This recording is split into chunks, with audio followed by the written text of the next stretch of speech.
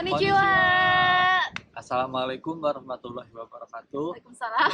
Perkenalkan, nama saya Fajar Muhammad dan Saya Lia Miranti.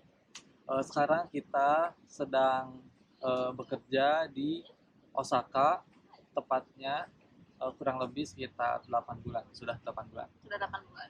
Saya dari Bandung dan ini teman saya dari Subang. Subang. Subang Pride. Oke teman-teman, jadi sekarang itu kami akan sharing tentang perjalanan kami dari mulai belajar bahasa sampai sekarang bisa kerja di Jepang.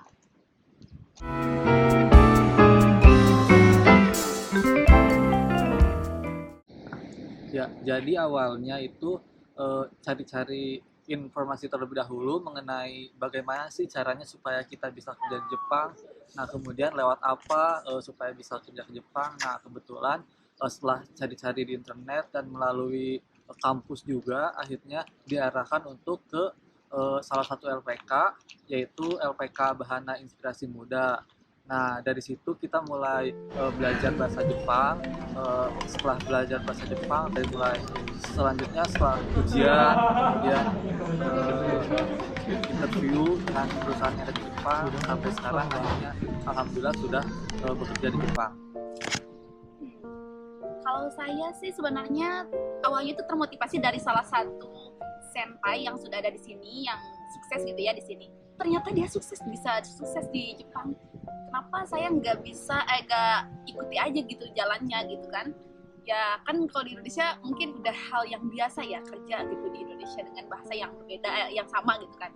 Sedangkan kan kalau di Jepang ya kita berbaur dengan bahasa yang beda, dengan budaya yang beda, dan itu sangat menantang dan saya sangat suka tantangan itu gitu.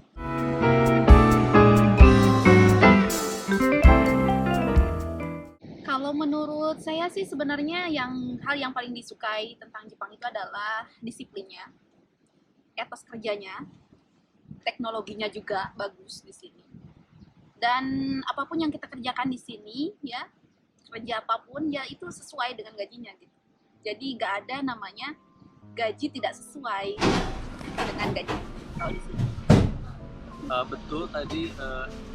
Kemudian saya kenapa suka tentang Jepang itu, yang menarik untuk saya itu ya adalah banyak tempat wisata, kemudian budayanya. Saya ingin mempelajari banyak hal mengenai budaya Jepang. Kemudian selain itu adalah teknologinya sih. Teknologi di Jepang itu sangat Bagus ya. canggih, bagus. Jadi pengen tahu kenapa sih, bagaimana sih supaya orang Jepang itu cepat dalam berkembang gitu, negaranya jadi maju seperti ini.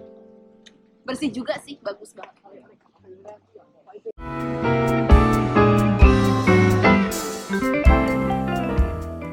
Ya, untuk suka dukanya tinggal di Jepang selama sejauh ini, yaitu sukanya di Jepang itu banyak tempat wisata, kemudian dimanapun itu kita bisa menghilangkan stres lah gitu, kayak di taman kayak gitu, dan itu nggak perlu bayar juga kan. Kemudian selain itu juga tidak bisa dipungkiri bahwa memang gaji di Jepang gaji itu tinggi. ya lumayan tinggi gitu, cukup tinggi, dan Ya. bisa nabung lah untuk kitanya untuk masa depan di Indonesia gitu. Ya, betul. Seperti itu. Kemudian selanjutnya juga karena di sini teknologinya canggih ya, jadi kitanya juga akses kemanapun praktis ya, mau kemana-mana. praktis. Kereta deket, stasiun di mana-mana deket juga gitu, jadi bisa pergi meskipun cuma sendiri atau sama Iya, teman-teman jangan buat liburan. khawatir gitu ya buat liburan di sini karena memang sudah difasilitasi dengan sangat baik gitu. Kalau untuk dukanya sendiri ya, pertama itu kita jauh dari orang tua. Kalau menurut saya sih ya, dan keluarga juga sih yang ada di Indonesia. Kemudian selain itu juga karena kita beragama Muslim ya, jadi kan kita di sini sebagai minoritas. Jadi untuk tempat ibadah, kayak masjid dan lain itu sebagainya itu jauh gitu, susah, sulit. Walaupun ada ya teman-teman, tapi jauh gitu dan tidak banyak di sini. Dan kebetulan kita juga karena ditempatinnya di Osaka, yang mana di Osaka juga ada masjid, alhamdulillah. Jadi ya walaupun jauh ya, sekitar 1 jaman gitu dari tempat kita kerja ke masjid itu sekitar 1 jaman. Terus apalagi ya Kak? Selain itu makanan halal juga masih agak sulit susah ya. ya, agak susah. Walaupun memang sekarang udah banyak sih gitu, tapi lumayan sih kalau di tempat kami itu karena ya desa gitu, ke tempat yang ada makanan Iya, halal tuh nggak terlalu lumayan. kota, jadi kalau misalnya mau mencari makanan halal tuh harus agak ada usaha ya. Iya, iya gitu. Terus apa lagi? Kemudian mungkin karena kita orang asing yang memiliki bahasa yang berbeda dan budaya yang Kayak berbeda juga, otomatis kita juga harus mengikuti budaya mereka kan, karena kita bekerja di Jepang juga kan. Jadi kayak budaya, kayak bahasa juga kita harus mempelajari gitu ya, mempelajari. belajar banyak hal gitu.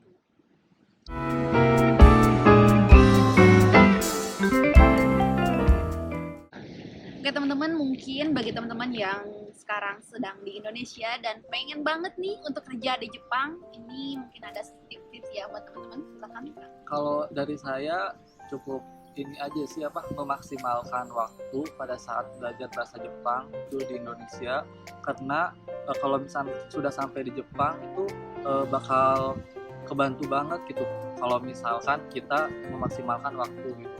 Soalnya kalau misalnya kita tidak bisa bahasa Jepangnya kurang gitu, maka bakal keteteran juga sih ke kitanya. Ngerepotin juga Ngerepotin ya juga. nanti jatuhnya. Mungkin kalau dari saya sendiri, karena kan sekarang udah zamannya teknologi udah bagus banget gitu ya, jadi teman-teman bisa cari informasi nih tentang Jepang, budayanya dan lainnya gitu ya, supaya nanti di sini teman-teman nggak terlalu bingung, Kaget. kaget ternyata Jepang seperti ini ya gitu ya. Pokoknya cari-cari informasi banyakin ya, mau itu dari TikTok, YouTube, Instagram dan lain sebagainya. Sekarang kan banyak banget informasi yang bisa kita dapatkan.